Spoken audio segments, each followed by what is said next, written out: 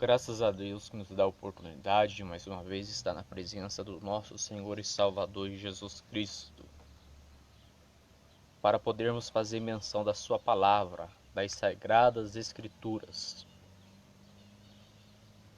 A Bíblia é tremenda, irmãos. A Bíblia ela traz respostas para o coração mais aflito.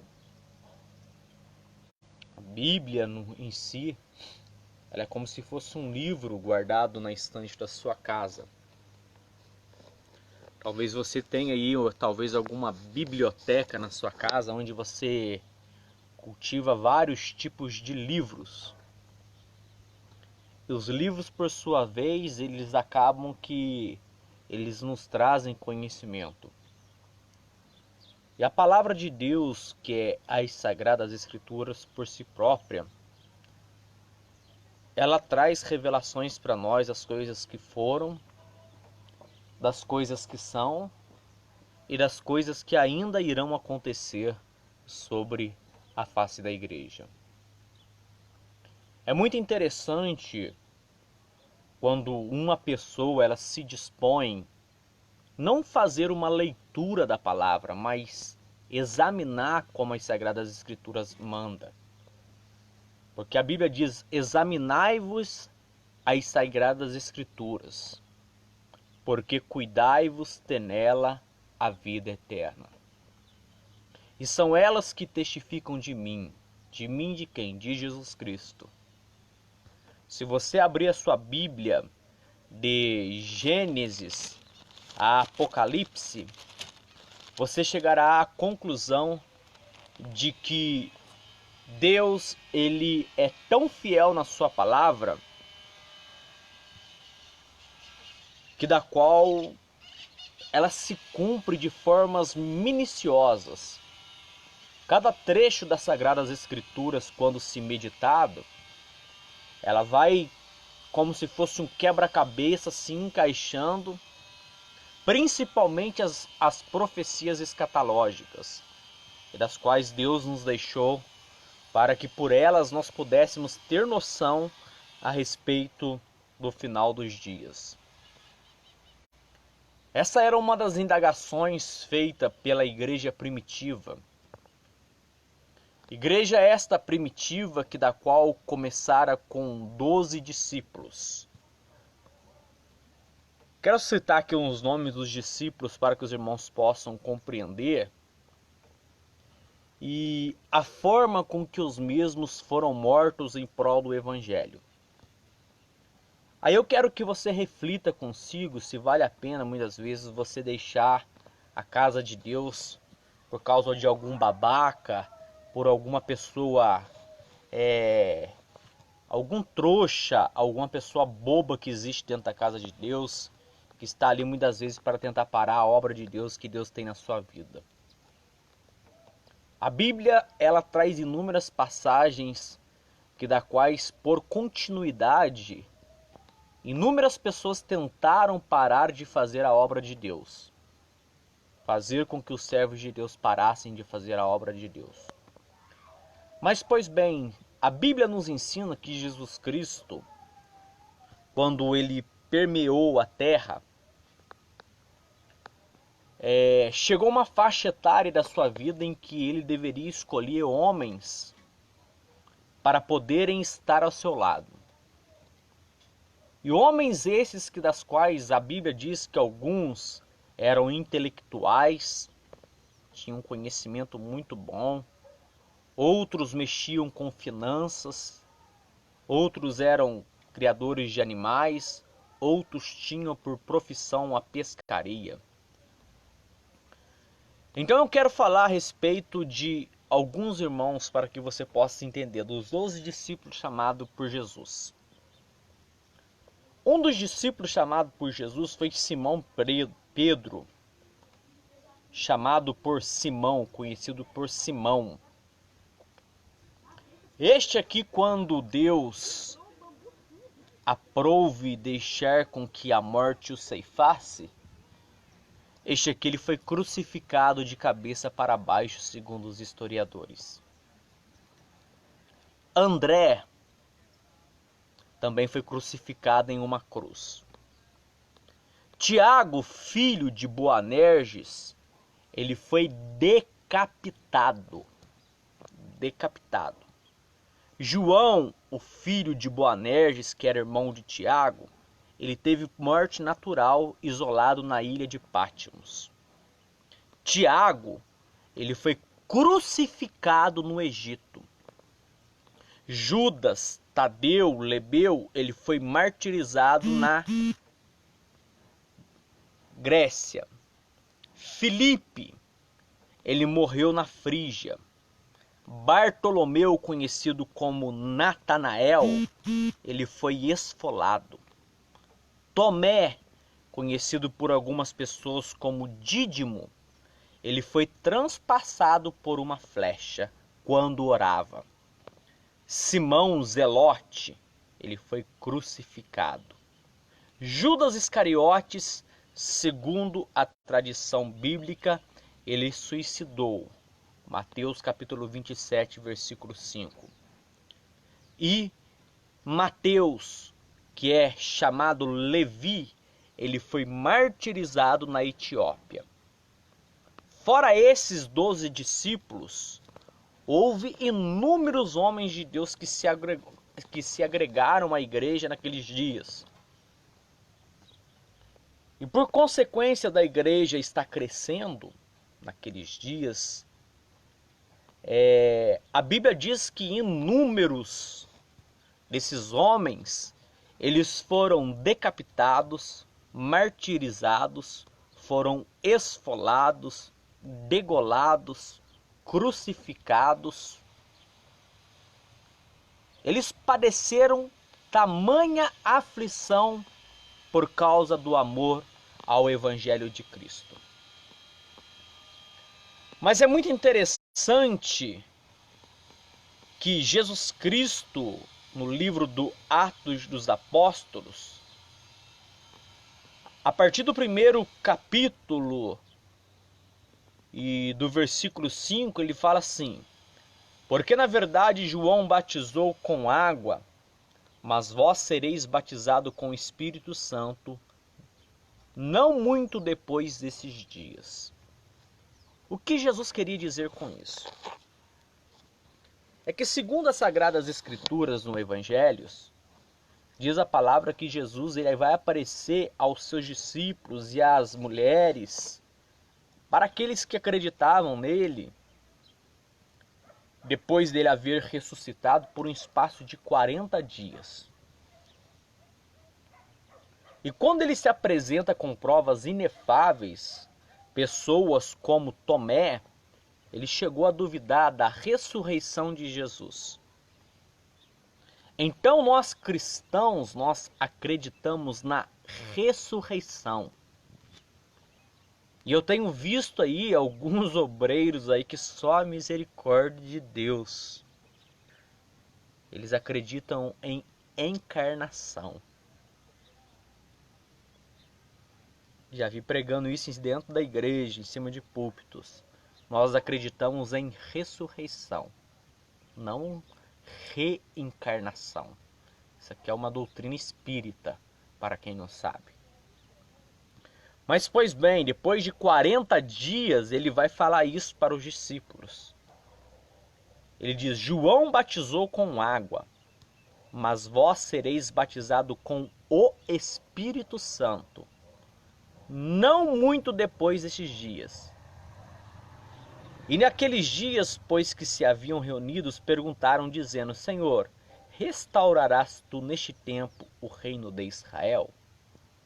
Disse-lhe: não vos pertence saber os tempos ou estações em que o Pai estabeleceu pelo seu próprio poder. Mas, aqui é uma condição: recebereis a virtude do Espírito Santo que há de vir sobre vós, e ser-me-eis testemunha, tanto em Jerusalém, como Judeia, Samaria e confins da terra. E quando ele dizia isto, vendo eles, foi elevado às alturas em uma nuvem, e o recebeu ocultando aos seus olhos. E estando todos com os olhos fitos no céu quando ele subia, eis que juntos deles puseram 2 homens vestidos de branco, eram anjos, as quais diziam: homens da Galileia, ou homens galileus. Deixa eu colocar a Bíblia para cá, porque eu não estou conseguindo ler. Homens da Galileia, ou homens galileus, por que estáis olhando para o céu? Este Jesus que dentre vós foi recebido em cima no céu, há de vir assim para o céu como o viste vir. Então havia uma promessa então de que Jesus Cristo, ele voltaria, de que ele vai voltar. E essa promessa nós temos que estar muito atentos a ela, porque dias de apostasias, dias de perseguição sobrevirão sobre as nossas vidas. Serão os princípios das dores pelas quais a igreja irá passar por um momento. Aí as pessoas digam: ah, não, nós não iremos passar por isso não. Vão passar sim. Se os antigos, se os 12 discípulos tiveram as suas perseguições naquela época, por que é que nós não iremos passar pelas perseguições nos dias de hoje? Mas, pois bem, diz a palavra que então voltaram para Jerusalém, no monte chamado das Oliveiras, ao qual está perto de Jerusalém, a distância de caminho de um sábado. Aí eles vão entrar no lugar chamado Cenáculo, onde habitava Pedro, Tiago, João, André, Filipe, Tomé, Bartolomeu, Mateus, Tiago, filho de Alfeu, Simão, Zelote, Judas e irmão de Tiago. E todos estes perseveravam unanimemente em orações, em súplicas, com as mulheres, Maria, mãe de Jesus, e com seus irmãos. Então, diz a palavra de Deus que naqueles dias, Judas, ele já não estava mais ali no seio da igreja, porque ele já havia cometido um grande sacrilégio contra a sua própria vida, de ter suicidado-se. Então eles vão escolher Matias para compor a igreja, os 12 discípulos. Matias. E é muito interessante a palavra de Deus que no capítulo 2 ela vai dizer assim: e cumprindo-se o dia de Pentecostes, estavam todos concordantemente no mesmo lugar. E de repente veio do céu um som como de um vento veemente e impetuoso, e encheu toda a casa em que eles estavam, em pé ou assentados. A Bíblia diz que eles estavam assentados.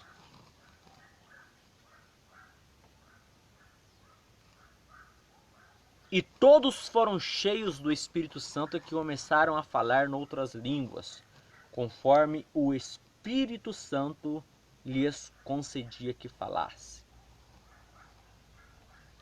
Aqui existe uma grande confusão teológica que paira na mente de muitos crentes a respeito do falar em línguas em que o Espírito Santo concedeu aos discípulos naquele dia. Aqui é muito interessante, irmãos, porque a Bíblia vai ensinar assim, no capítulo 2, versículo 8. Vamos ler o 7. E todos pasmavam, eles ficaram pasmos. Sabe o que é ficar pasmo? É ficar olhando, pasmado, ficaram perplexos. E se maravilhavam ao mesmo tempo, dizendo uns aos outros: pois que não são galileus todos esses homens que estão falando?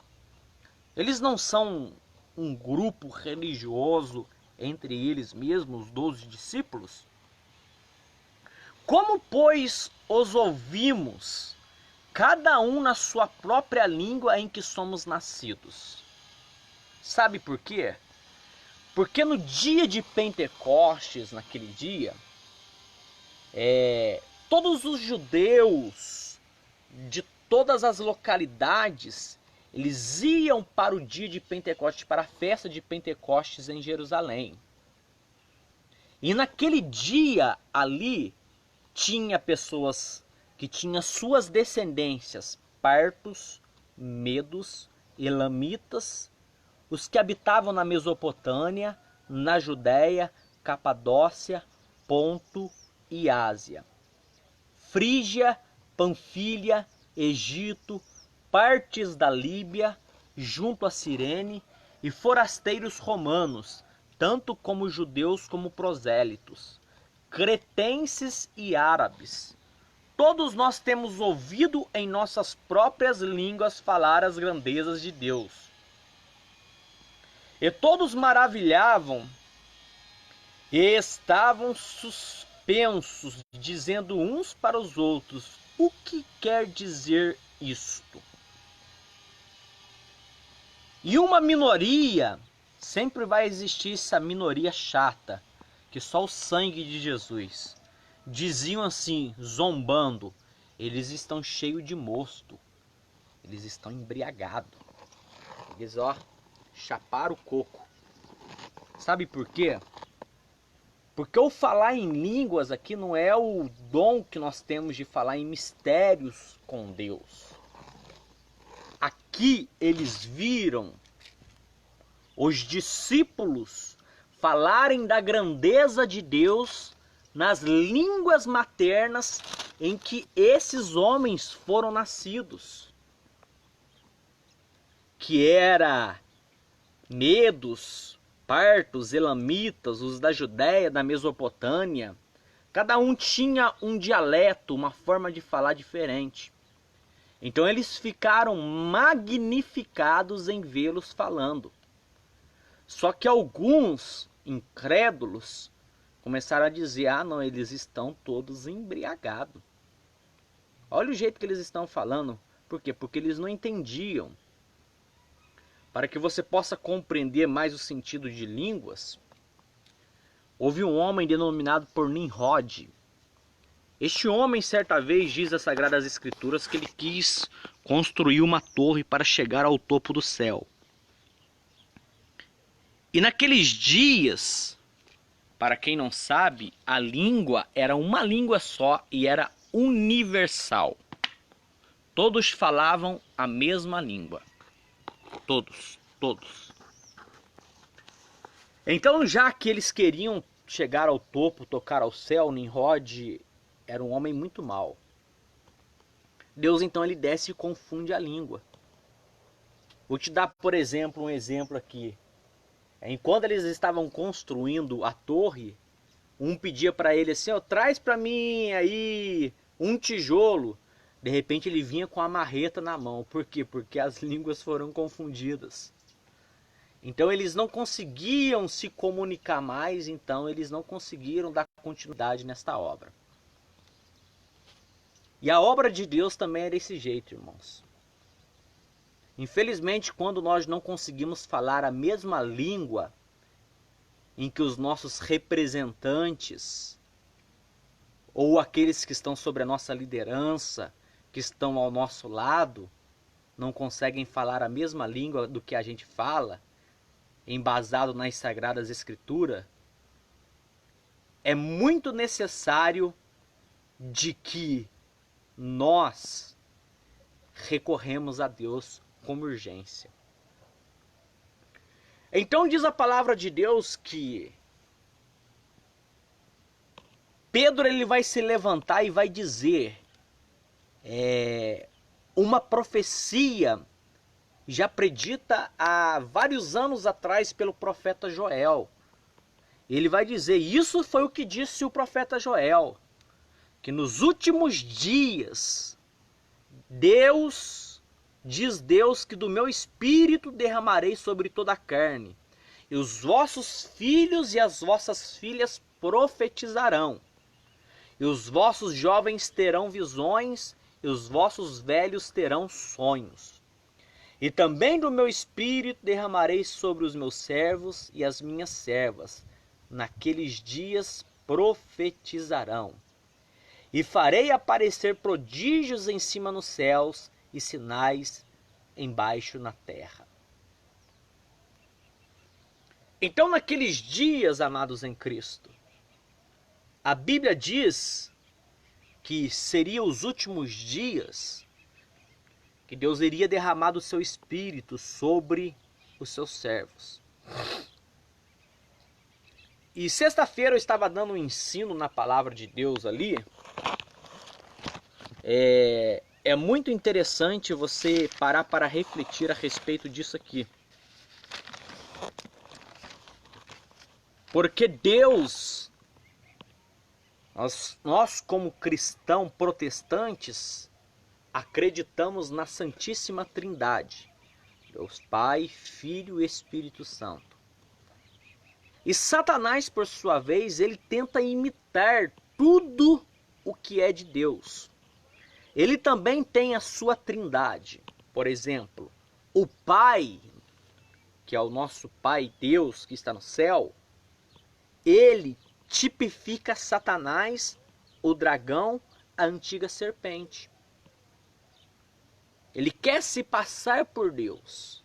Lembra que um dia ele disse: colocarei o meu trono acima do trono de Deus e serei semelhante ao Altíssimo. Aí Deus ele vai lançar ele na terra. Porque ele quis ser semelhante ao Altíssimo. Cada um de nós temos as nossas experiências com Deus. Aprendermos através da mensagem de alguém é algo glorioso. Isso aí é muito bom, nos trazermos conhecimento. Mas queremos ser igual a pessoa em toda a sua maneira de viver? Homem que se espelha em homem, ele tem a sua vida frustrada. Porque o homem é falho. O homem é pecaminoso, o homem é mau. E em sua maioria das vezes ele irá te decepcionar. Hoje o homem bate no teu ombro dizendo para você: ei, eu estou contigo, assim como disseram para Jesus. Aí Jesus olha para Pedro: antes que o galo cante, tu vai me negar 3 vezes. Aí quando nós viramos as costas, ele vai para outro lá e enche a cabeça da pessoas contra as nossas vidas. Mas glória a Deus, isso aí está na mão de Deus.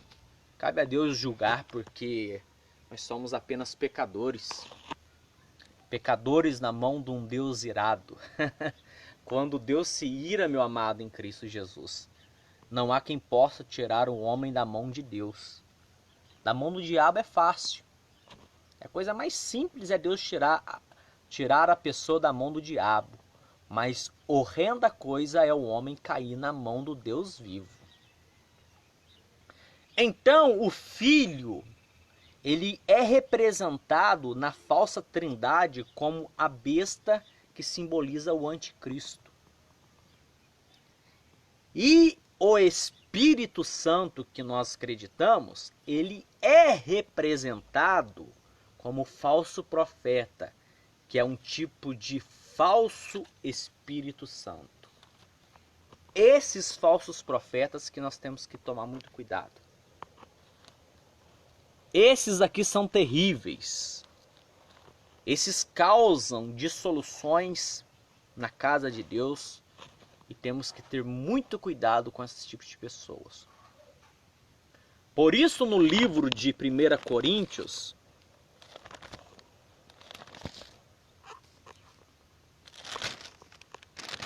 diz assim a palavra de Deus: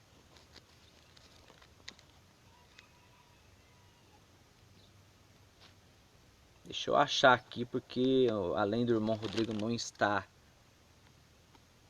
conseguindo enxergar muito bem, a letra da minha Bíblia já está muito pequena para mim. Mas é fácil, porque a gente sabe, é capítulo 12. Aqui, ó. Capítulo 12 do livro de 1 Coríntios, ele vai falar sobre 9 dons espirituais. 9 dons. E ele vai falar assim: ora, há diversidade de dons, mas o Espírito é o mesmo. E há diversidade de ministérios, mas o Espírito é o mesmo. Quando nós falamos de dom, é fácil. É a coisa mais simples nós sabermos com as pessoas que nós estamos lidando. Sabe por quê? Porque pelos frutos se conhece a árvore. Isso aqui, ó, é a coisa mais simples. Mas agora, no que tange ao capítulo 12 e versículo 5, e a diversidade de ministérios, mas o Senhor é o mesmo, aqui o bicho pega. Porque nós estamos vivendo uma época em que já não estão se baseando nas Sagradas Escrituras para a separação de pessoas para o ministério. Irmão Rodrigo, você está falando heresia, você está falando coisa que não tem nada a ver, você está falando coisas aí que acho que é melhor você ficar quieto. Então eu quero que você leia comigo então um texto no livro de Atos dos Apóstolos, capítulo 6. A Bíblia diz que naqueles dias cresceram o número dos discípulos e houve murmuração entre os gregos e os hebreus, porque as suas viúvas eram desprezadas no ministério cotidiano. Por isso que Malaquias, ele diz: trazei o dízimo à casa do tesouro para que haja mantimento. Naquela época, o dízimo ele era usado para sustentar viúvas e órfãos. Eles tinham essa capacidade. E se você olhar a igreja primitiva aqui no livro de Atos dos Apóstolos, eles eram unânimes. Eles vendiam as suas fazendas, o que eles possuíam, e depositavam nos pés dos apóstolos. E ninguém passava necessidade e falta de nada, porque eles eram unânimes na oração, na comunhão, no partir do pão. Em todas as situações, eles estavam juntos uns com os outros. Mas quando eu falo que há diversidade de ministérios, aqui o bicho pega. Por quê?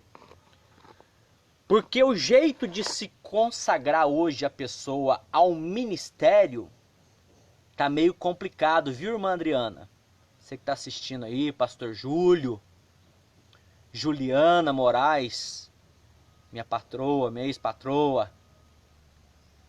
Tá difícil. Sabe por quê? Porque a Bíblia diz assim: e os 12, convocando a multidão dos discípulos, disseram: não é razoável que nós deixemos a palavra de Deus e servimos a mesa. Nós quem? Os discípulos. Que eles estavam pregando a palavra. Aquilo ali era uma época de crescimento da palavra de Deus.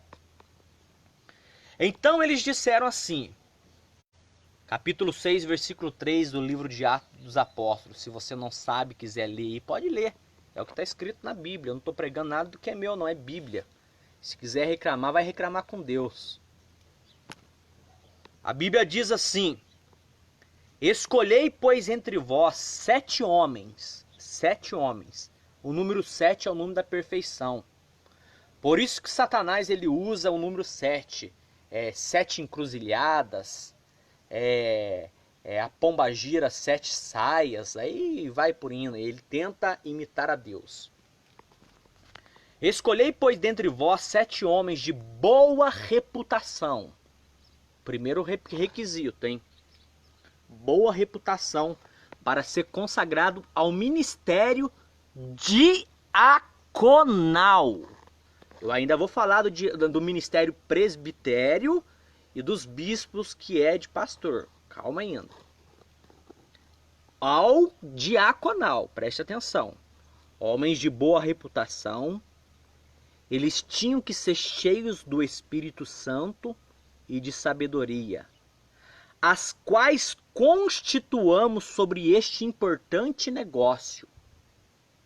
Mas nós, aí quem está falando aqui são os discípulos, mas nós perseveraremos na oração e no ministério da palavra. E este pareceu contendeu a uma multidão e elegeram Estevão, homem cheio de fé e do Espírito Santo, Filipe, Prócoro, Nicanor, Timão, Parmenas, Nicolau e o prosélito de Antioquia. E os apresentaram aos apóstolos, e estes, orando, lhe impuseram as mãos. E crescia a palavra de Deus em Jerusalém, e se multiplicava muito pelo número dos discípulos, e grande parte dos sacerdotes obedeciam à fé. Sabe por quê? Porque naquela época, para se separar um homem ao cargo ministerial, ele tinha que ter boa reputação.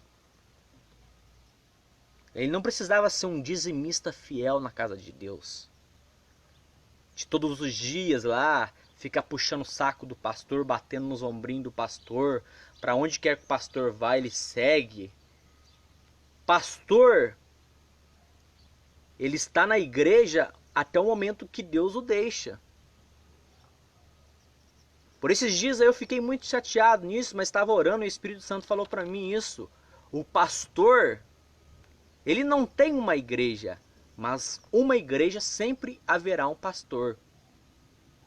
Então, a metade desse povo que hoje bate nas costinhas, infelizmente, do Senhor, meu pastor, que está aí ouvindo essa live, quando o Senhor, a missionária Isaura, saírem da cidade de Olinto, Noronha, a metade vão sair tudo fora da igreja, porque eles não estão firmados em Jesus Cristo, mas eles estão firmados nas vossas pessoas.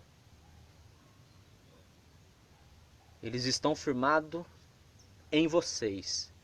E infelizmente é o que irá acontecer. Mas pois bem, vamos lá de palavra de Deus.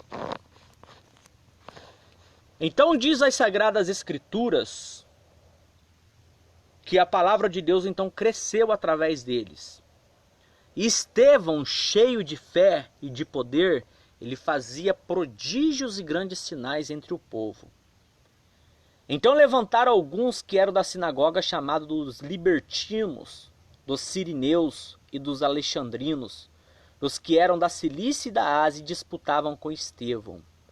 E eles não podiam resistir à sabedoria e ao espírito com que ele falavam. Eis aí a grande diferença de um homem de Deus que é separado por Deus e de um homem que é separado por um homem. O homem que é separado por Deus, ele traz em sua bagagem isso. Eles não podiam resistir à sabedoria e ao espírito com que ele falava. Por isso, eles arrumaram testemunhas falsas e apedrejaram a Estevão. Mas você acha que Estevão ele ficou preocupado com a sua morte física? O seu corpo aqui? Não.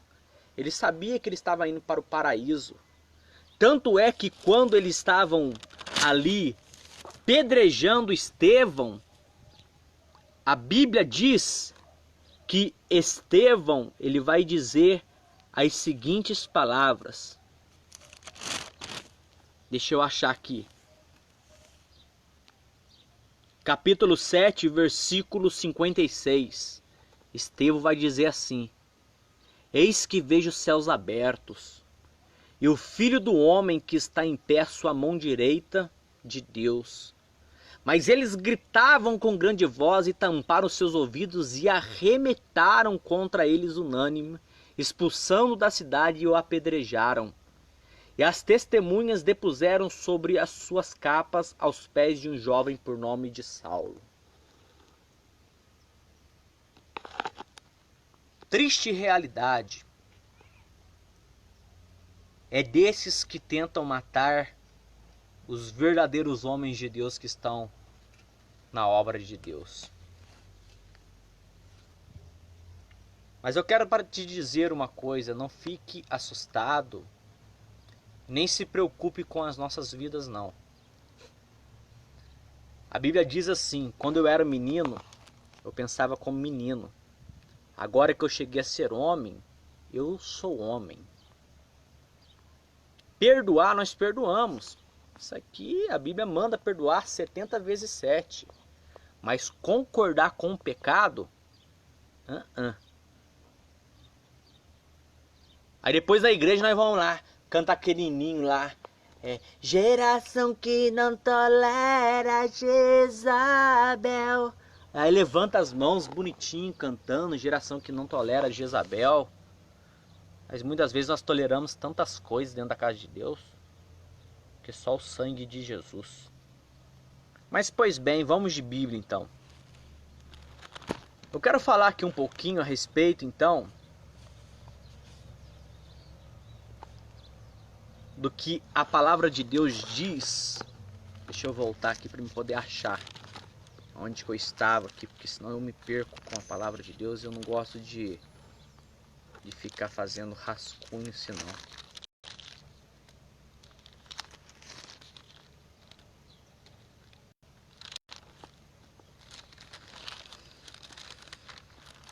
Então a palavra de Deus ela é muito gloriosa, irmãos. Ela nos ensina a forma com que convém nos estarmos diante de Deus.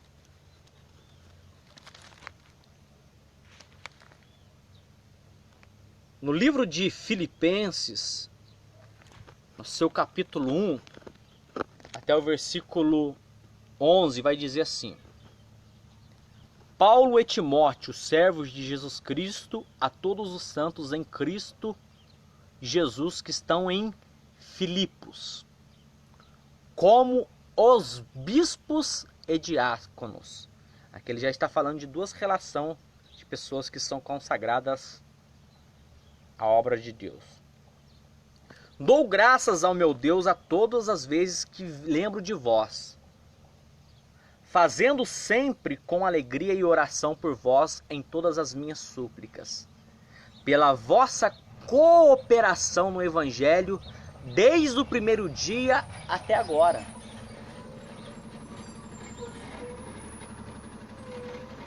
O que é cooperar com o Evangelho? É estarmos muitas vezes 24 horas dentro da casa de Deus? Não, isso não é cooperar com o Evangelho. Cooperar com o Evangelho é as pessoas olharem para a sua vida e verem Cristo em você. Isto é cooperar com o Evangelho. Aí o versículo 6 ele vai dizer assim: tendo por certo isto mesmo, que aquele que em vós começou a boa obra, ele aperfeiçoará até o dia de Jesus Cristo. Então vocês que foram consagrados a diáconos na obra de Deus, não fiquem preocupados com o tempo de consagração não. Você já é consagrado a Deus desde o ventre de sua mãe. Um homem, por sua vez, ele só vai colocar a mão sobre a sua cabeça e vai te dar um papelzinho, talvez escrito ali, que você é um diácono, um presbítero, um evangelista. Aí você vai ter a portabilidade de estar indo em algumas igrejas e algumas igrejas irão lhe receber por causa dessa identidade que você vai ter. Mas a identidade do cristão não é um papelzinho, é o seu caráter, é a sua vida, é o que ele é diante de Deus. Esses simples papelzinhos hoje em dia aí nós conseguimos adquirir ele com dinheiro. Existem inúmeras igrejas aí de porta fáceis aí, que se você quiser ser consagrado a um evangelista, a pastor, é coisa mais fácil. Arranca duzentão e dá na mão da pessoa para você ver se você nesse tempo não está afiliado a algum ministério por aí. É a realidade que nós estamos vivendo nos dias de hoje. Então, carteirinha, essas coisas de nada vale diante de Deus.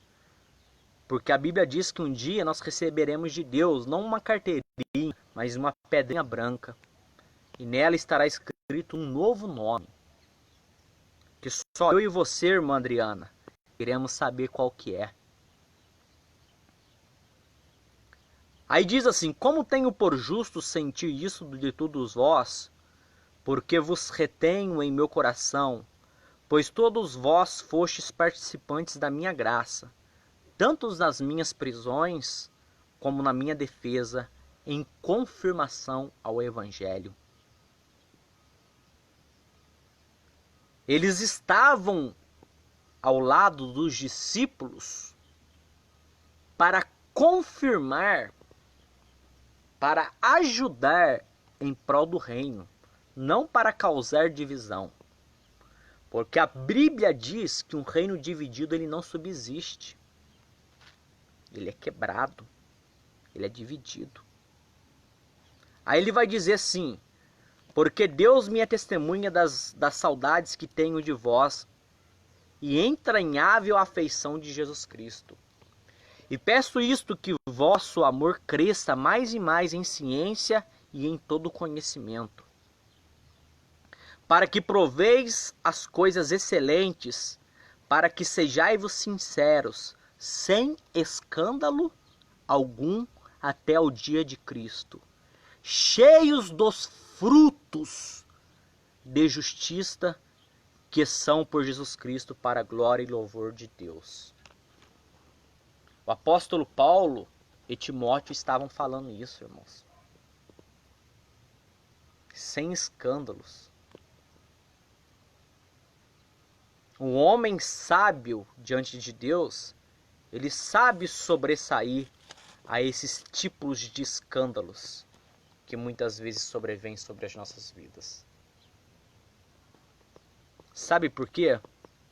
Porque existe algo que se chama-se hierarquia ministerial.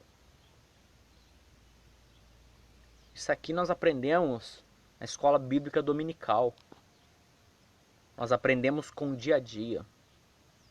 E se levantar contra aqueles que estão acima de nós é muito perigoso.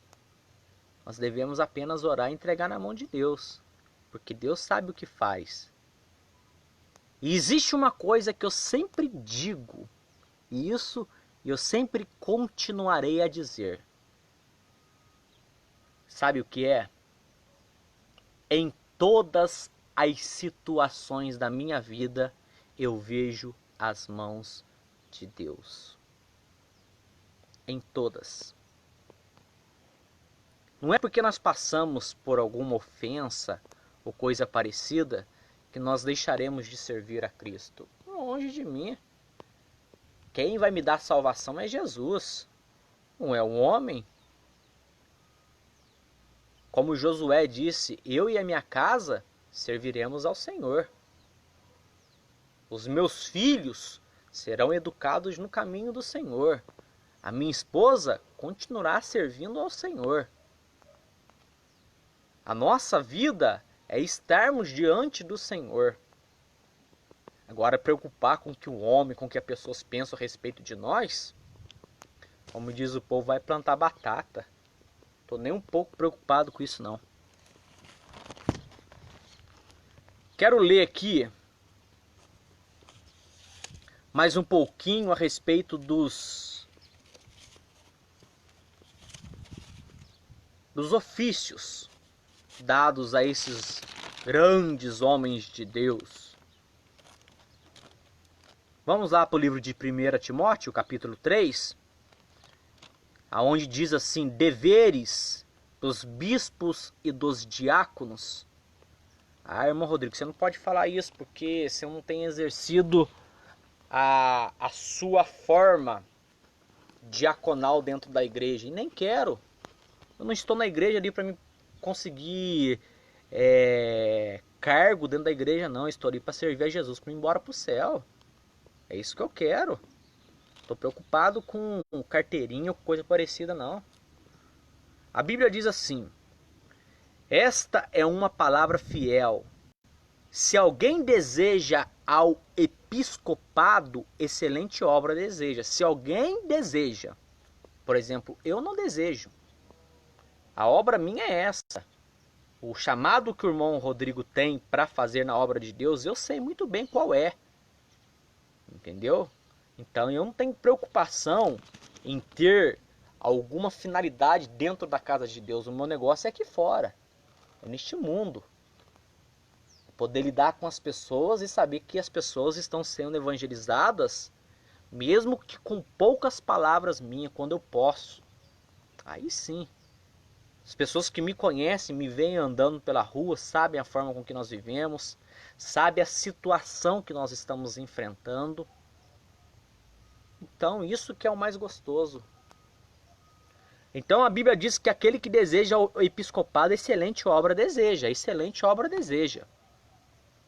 Convém, pois, que o bispo aqui é um tipo de pastor, seja irrepreensível, marido de uma mulher, vigilante, sóbrio, honesto, hospitaleiro e apto para ensinar. Um pastor, ele tem que ter essa característica. Apto para ensinar. Meu Deus. Ele tem que ser irrepreensível, marido de uma mulher,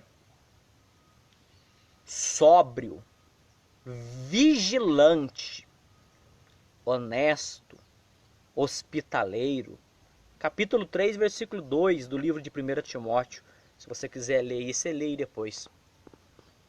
Aí ele vai dizer no versículo 3: não dado ao vinho, não espancador, não cobiçoso de torpe ganância, mas moderado, não contencioso e não avarento.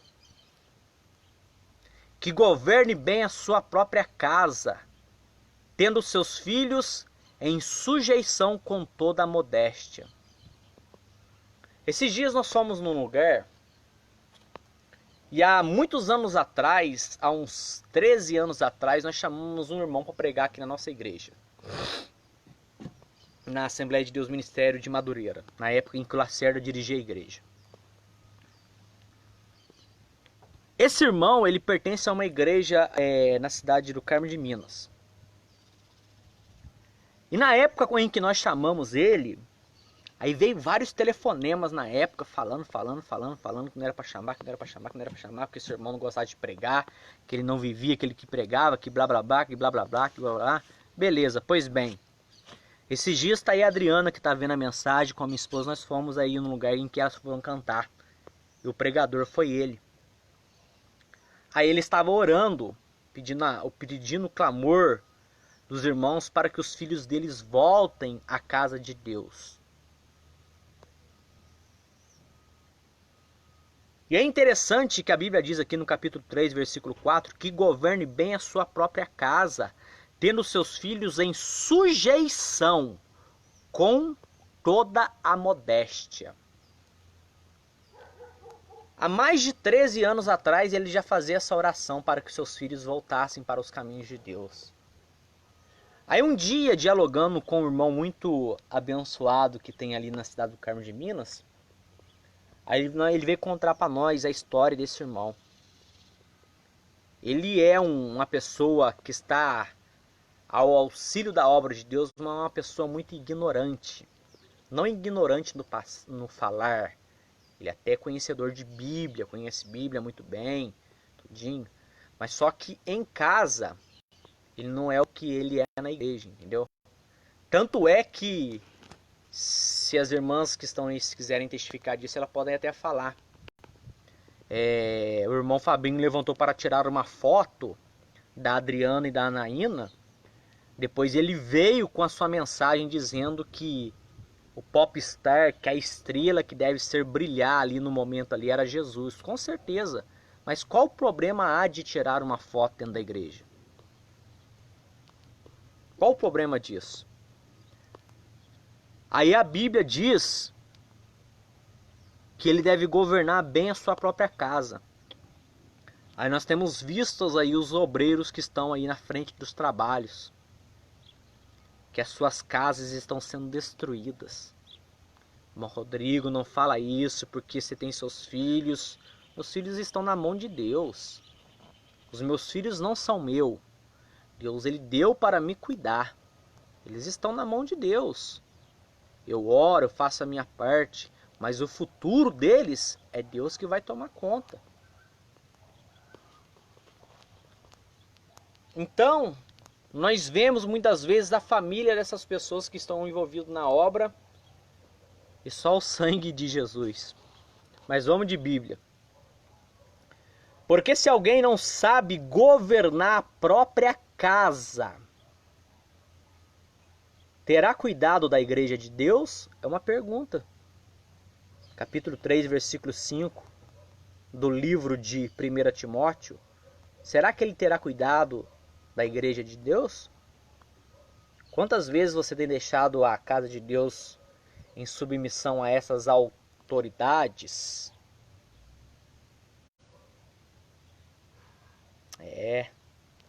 Aí ele vai falar assim, não a Teófilo. Significa, não a Teófilo, significa recém-convertido. Para que ensoberbecendo-se não caia na condenação do diabo. Para que se essa pessoa viesse ensoberbecer, ela não caia na condenação do diabo. Aí ele vai falar, convém também que tenha bom testemunho de todos os que estão de fora, para que não caia em afronto e no laço do diabo. Vamos lá.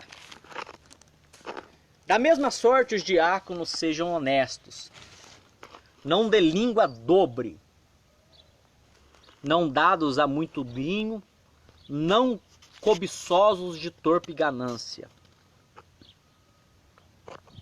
guardando o mistério da fé numa consciência pura.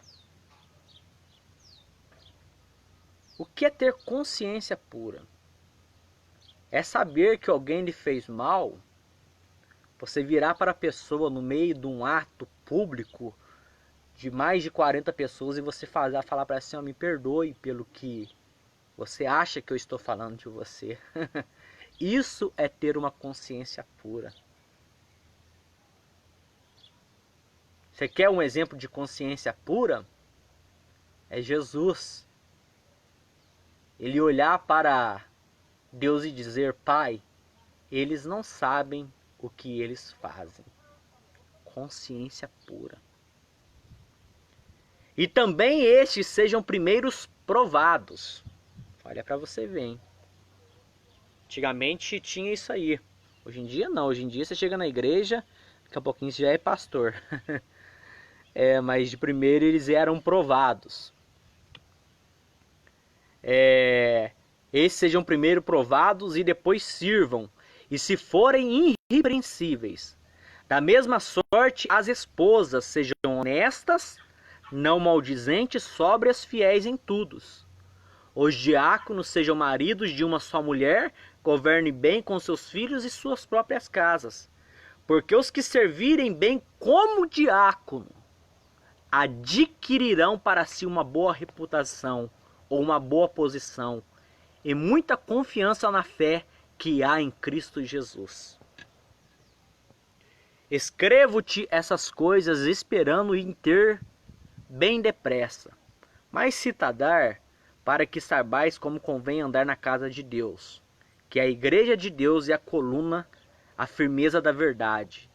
E sem dúvida alguma, grande é o ministério da piedade. Deus se manifestou em carne, justificado no Espírito, visto aos anjos, pregado aos gentios, crido no mundo e recebido em cima em glória.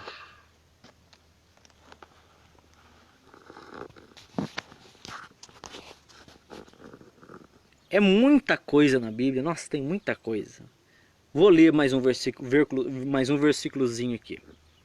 Capítulo 4, versículo 12. Ninguém despreze a tua mocidade, está falando para Timóteo. Mas seu exemplo dos fiéis na palavra, no trato, no amor, no espírito, na fé e na pureza. Persiste em ler, em exortar e ensinar até que eu vá. Aí o apóstolo Paulo vai falar para ele assim: Não despreze o dom que há em ti, o qual te foi dado por profecia, com a imposição das mãos dos presbíteros. Medita nessas coisas, ocupas nelas, para que o teu aproveitamento seja manifesto a todos. E tende cuidado de ti mesmo e da doutrina. Persevera nessas coisas, porque fazendo isto te salvarás tanto a ti mesmo como aos os que te ouvem. Conhecimento bíblico, irmãos. Pessoas que se levantam contra aqueles que estão trazendo a palavra de Deus dentro da casa de Deus vão pagar um preço muito grande. Porque ele diz aqui, tende cuidado por ti mesmo e da doutrina. Persevere nessas coisas, porque fazendo isso salvarás a você mesmo e tanto aqueles a quem ouvem. Imagine só, você estando num culto aí, várias pessoas podendo te ouvir, e de repente você faz apelo, uma pessoa aceita Jesus, e essa pessoa fica firme com Deus. Uma alma vale mais do que o mundo inteiro. Mas se de repente você está num culto aí, vira baixaria, vira escândalo dentro do culto, o que vão dizer as pessoas ímpias da nossa igreja?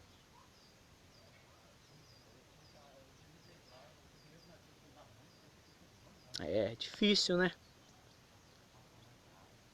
Vamos de presbíteros agora? Capítulo 5, versículo 17. 1 Timóteo. Vamos lá.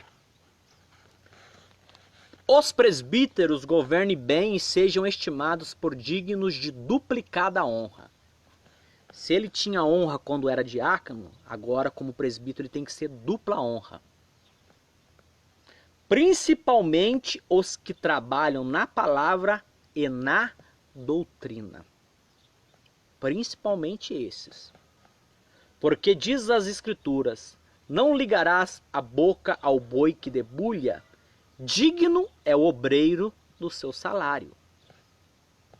Não aceites acusações contra um presbítero, senão com 2 ou 3 testemunhas. Aqui quando a Bíblia diz para não aceitar acusação, isso aqui é muito sério, irmãos. Nós estamos vivendo uma época de difamação, de distorção das coisas.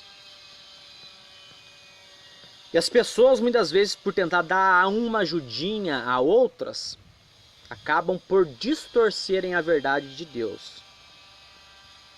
E João 8,44 diz que o pai da mentira é o diabo. E a Bíblia diz que os que andam em mentira não herdarão o reino dos céus. Então simplesmente estão perdendo tempo. Estão perdendo tempo. Aí a Bíblia diz assim, aos que pecarem, repreenda-os na presença de todos, para que também os outros tenham temor. Repreender na presença de todos, para que os outros tenham temor? Misericórdia. Fazer isso, hoje em dia, se você fizer isso aí, a igreja é levada na justiça. A igreja vai pagar danos morais a essa pessoa. Já existiu um caso aqui em Unipe Noronha disso. De que a Madureira teve que pagar danos morais a um irmão aí, porque levou ele na justiça. Então, quando a Bíblia diz assim, não aceites acusações contra um presbítero, senão com 2 ou 3 testemunhas, aos que pecarem, repreenda na presença de todos, cuidado, repreende, mas não, hein? Sai fora das escrituras, não fica não, repreende não, na presença de todos. Na presença de todos você vai repreender só os mais baixinhos, que são os que estão sentados lá ouvindo a palavra, isso aí você pode repreender. Não acontece nada não. A um diácono, meia boca, você pode repreender, que ele vai se submeter e não vai acontecer nada. Mas a um presbítero não faz isso não. Se fizer isso aí o bicho pega. Conjuro-te, pois, diante de Deus e do Senhor Jesus Cristo e dos anjos eleitos, que sem prevenção guarde essas coisas, não fazendo por parcialidade. A ninguém imponhas precipitadamente as mãos, nem participe dos pecados alheios, conserva-te a ti mesmo puro. Sabe o que significa isso aqui? Não compartilhar dos pecados alheios?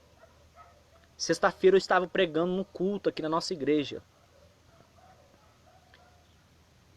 E se existe uma coisa que atrapalha dentro da igreja, é o movimento, principalmente de criança. Agora você imagina o cochicho, o fuxico de dois obreiros de um lado em cima do púlpito, como é que incomoda muito mais.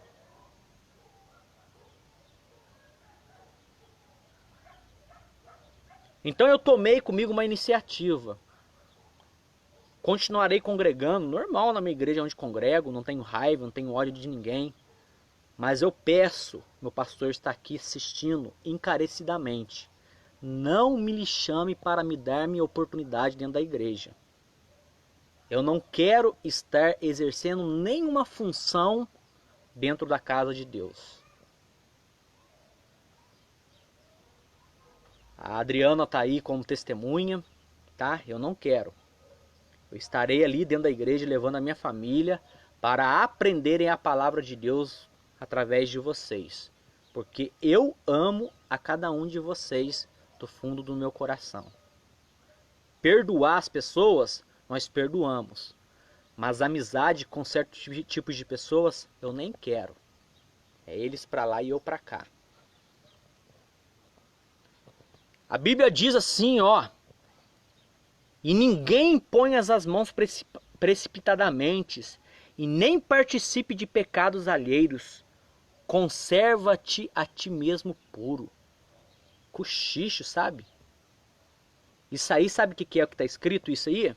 Eu vou provar para você. Abra sua Bíblia lá comigo no livro de Provérbios.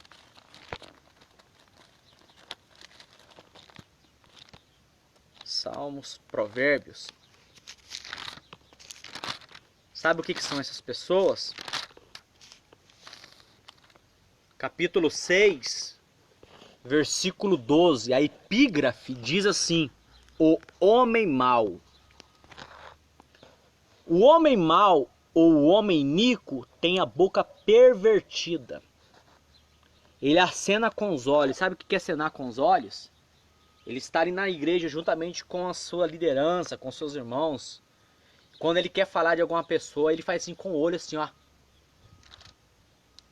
Isso aí é acenar com os olhos. É o homem mau. Outra coisa, capítulo 6, versículo 4.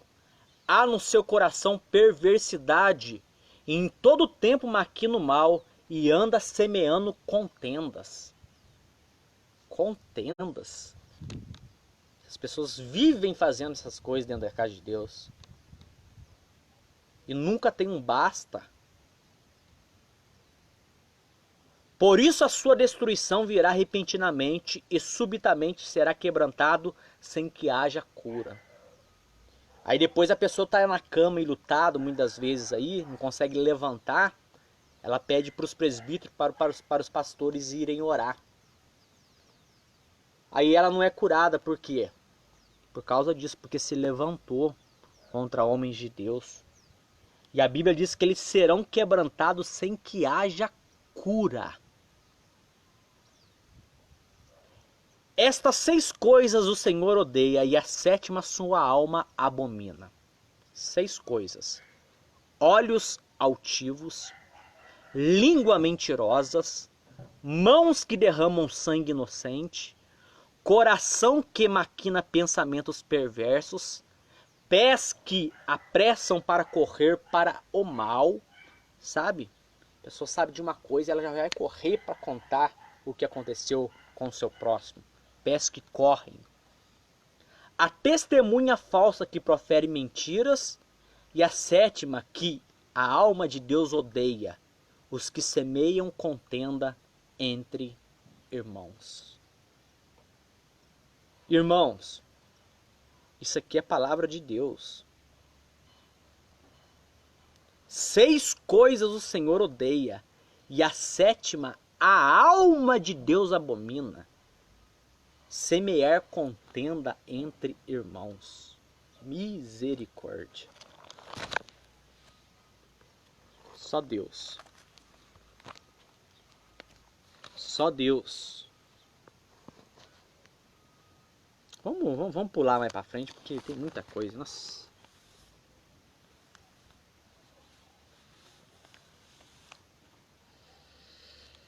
Ai, ai. Quero ler um texto aqui também no livro de Tiago. Isso aqui diz a respeito dos presbíteros. Só que nós estamos vivendo uma época que está difícil de encontrar isso aqui. A Bíblia diz assim, capítulo 5, versículo 13. Está alguém entre vós aflito, ore. Se está alguém contente, cante louvores. Não é distorcer a palavra, não. Orais com os, a Bíblia fala, chorais com os que choram e alegrais com os que se alegram. É o que a Bíblia está mandando aqui. Se está entre vós alguém doente, chame o presbítero da igreja e orem sobre ele ungindo com azeite em nome do Senhor. E a oração da fé o salvará o doente e o Senhor levantará. E se houver cometido pecado, lhe serão perdoados. Confessai as vossas culpas uns aos outros e orais uns para os outros, para que sareis. A oração feita por um justo tem muito em seus efeitos. Vou parar por aqui, irmão, senão vai ficar muito longo isso aí. Se alguém tiver dúvida, quiser perguntar alguma coisa para mim, pode chegar até mim e perguntar, que nós estaremos com certeza dialogando a respeito de tudo.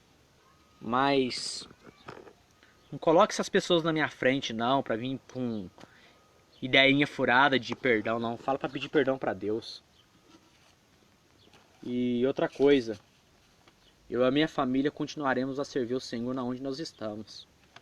Como eu disse, um pastor, ele não tem uma igreja, mas uma igreja sempre terá um pastor. Chegará um dia, e eu não sei que dia será esse, em que infelizmente talvez os nossos pastores, que eu amo, de todo carinho, tenho total respeito, amo e sempre faço orações por vocês, porque eu sei que a peleja SUS aqui é muito grande. É muito grande. E isso aí sempre existiu aqui na cidade de Olinto Noronha, viu? Essas pessoas mais velhas se levantarem contra os mais novos. Isso aí sempre existiu. Eu oro pelas suas vidas, porque vocês são homem, você é um homem de Deus, você é uma mulher de Deus. A sua família são famílias de pessoas de Deus. Mas vai chegar um tempo em que vocês não estarão mais aqui. Por que que eu continuarei a congregar na igreja onde eu congrego? Por quê? Porque a pessoa que se levantou contra mim naquele dia, ela não fez isso contra mim, ela fez isso contra Deus. Eu estava pregando a maior profecia que existe, é isso aqui, ó. É as Sagradas Escrituras. E eu, na minha humilhação, eu me humilhei e pedi perdão na frente de todo mundo se eu lhe disse alguma palavra de ofensa, ao ponto de que o mesmo ficou resmungando no canto junto com outra pessoa. Mas vai chegar um tempo em que, infelizmente, como eu estou dizendo, ambos não estarão mais aqui. E por consequência virão outras pessoas. E como eu sei que essas pessoas não estão na igreja por causa de Cristo, e sim pela causa da sua pessoa, pela forma com que vocês são, pela forma com que vocês tratam com carinho as pessoas, há uma grande probabilidade de que a maioria da igreja não estará lá. Eu digo isso porque eu lembro dessa igreja no princípio. Tá aí a Adriana que não me deixa mentir. Nós começamos com essa igreja e na época não tinha membro nenhum. Deus prosperou muito nas suas mãos essa igreja. Essa igreja cresceu muito nas suas mãos. Mas infelizmente nós vivemos uma época em que as pessoas não estão preocupadas com as profecias das Sagradas Escrituras. Elas vêm atrás da gente muitas vezes no final dos cultos para que nós possamos orar, para entregarmos talvez para ela alguma revelação ou coisa parecida, sendo que a maior revelação que existe é a palavra de Deus. Deus te abençoe em nome de Jesus. Peço que vocês continuem orando em favor da minha vida, em favor da vida da minha família, em favor da vida de cada um de nós, para que nós possamos estar exaltando e glorificando o nome de Jesus. Porque Deus é dono do ouro, da prata, Deus é dono de tudo. E nós estamos aí, irmão, para o que deve é. O diabo ele vai ser esmagado mais uma vez a cabeça de Satanás. Porque Deus ele é poderoso para fazer isso. Não nós. Nós somos submissos a Deus. Nós somos de inteira submissão a Deus. O pastor mandou um versículo aqui. Eu quero ler esse versículo aqui agora. Aqui. Pera aí. Deixa eu só achar aqui ele.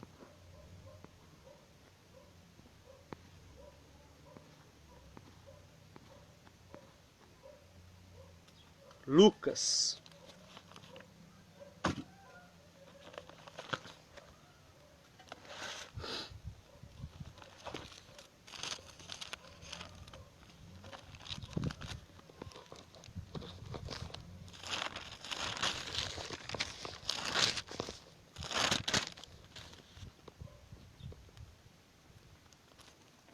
Lucas capítulo 17, versículo 1 e versículo 2. Isso que é muito conhecido. Nossa, é só o sangue de Jesus. Eu nem vou ler. Deus abençoe os irmãos em nome de Jesus. Ai, só Deus por ter misericórdia. Deus abençoe vocês em nome de Jesus. Eu nem vou ler isso aqui. Eu até sei o que é. Deus abençoe. O cão cai por terra em nome de Jesus.